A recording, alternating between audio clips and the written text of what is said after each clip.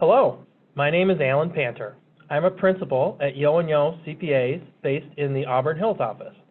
I am a certified public accountant and a certified government financial manager. I have been providing services, mainly audits, to governments such as libraries for over 30 years. Our firm was contracted with by the Library of Michigan in 2019 to revise the Public Library Financial Management Guide and also to create these short webinars that cover a variety of library accounting topics. This webinar will cover an overview of what the budget in a library means, what it consists of, and what are the relevant requirements for library budgets in Michigan, and also a brief discussion of revenues and expenditures from a budgetary standpoint.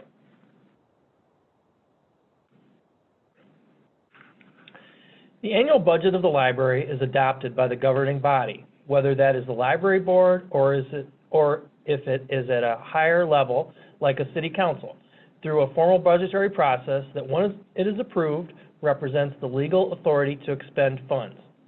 Without a legally adopted budget in place, there is no authority for the library to expend funds, which is why the federal and state governments have shut down in recent years because of issues with adoption of the budget. We hope none of that happens in your local libraries, but legally that would be the case if the budget was not adopted each year before the start of the fiscal year. Public Act 621 of 1978, which is an amendment of Public Act 2 of 1968, is the legislation that requires local units of government in Michigan, including public libraries, to adopt an annual budget. We will get more into the legal requirements on the next slide. The main purposes of the budget, aside from satisfying a legal requirement, are to provide a communications tool and a management tool to the library. As a communications tool, the budget helps the library to communicate priorities, plans, and expectations internally, and to receive external input through the process of the public hearing. It also helps to promote transparency in the governmental setting, as it is usually posted on the library's website or the website of the parent government if there is one. The budget is also an important management tool because it is used to monitor and control spending throughout the year. The budget progress should be tracked and monitored periodically during the year, and the budget should be formally amended when needed. Budget amendments would be adopted through a resolution of the governing body.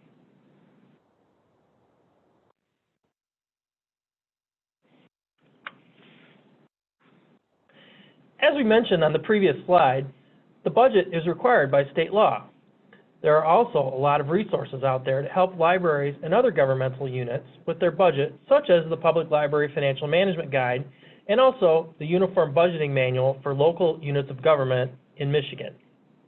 That is available on Treasury's website, which there is a link to in the guide. The annual library budget needs to be adopted on the basis of whatever governmental funds the library has in place. A budget is required for the general fund and any special revenue funds.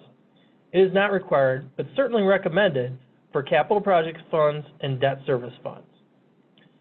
Even though it is not required for those capital projects and debt service funds, it would definitely be a best practice to budget for those funds in the same way that your general fund and special revenue fund budgets are done.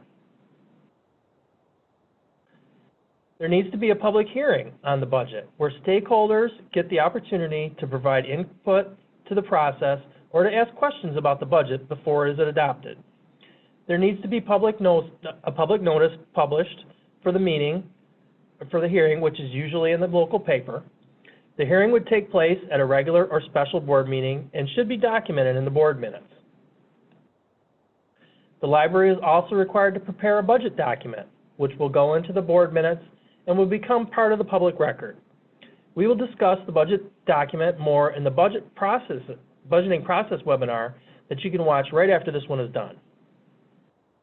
Another requirement is that the annual expenditure budget, in other words, appropriations, for each individual fund cannot exceed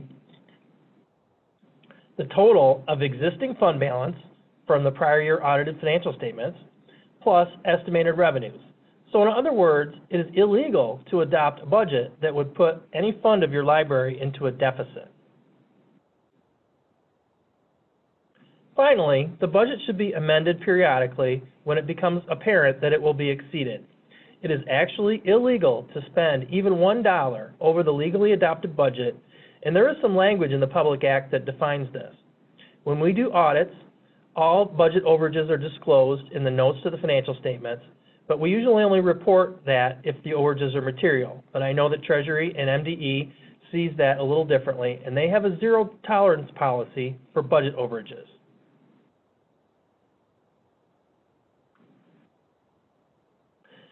I'd like to talk briefly about revenues and expenditures from a budgetary standpoint. Revenue budgets also don't carry the same weight as expenditure budgets. It is not against the law to exceed them. Revenue budgets should be amended periodically, just like the expenditures though. If you amend the expenditure budget without the revenue budget, it may end up that the amended budget is for a deficit fund balance, which, as we said previously, would be a violation of Public Act 621. It may get you an audit comment or a letter from Treasury. One thing to remember, that the budget does not need to be balanced in terms of revenues equaling expenditures. It is okay to budget to spend down the prior year fund balance as long as you don't budget to spend that into a deficit. Some libraries will put that budgeted use of fund balance in to the budget as essentially a revenue and make a balanced budget, but that's not a requirement.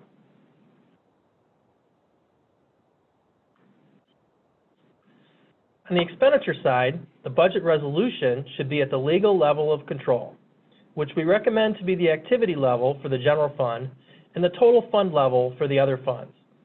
The budget could be adopted at a line item level, but that is not recommended as it is very cumbersome to maintain a budget at that level. Some smaller libraries may be successful though with a line item budget. Most libraries have line item budgets in their accounting system for tracking purposes as opposed to legal control purposes, but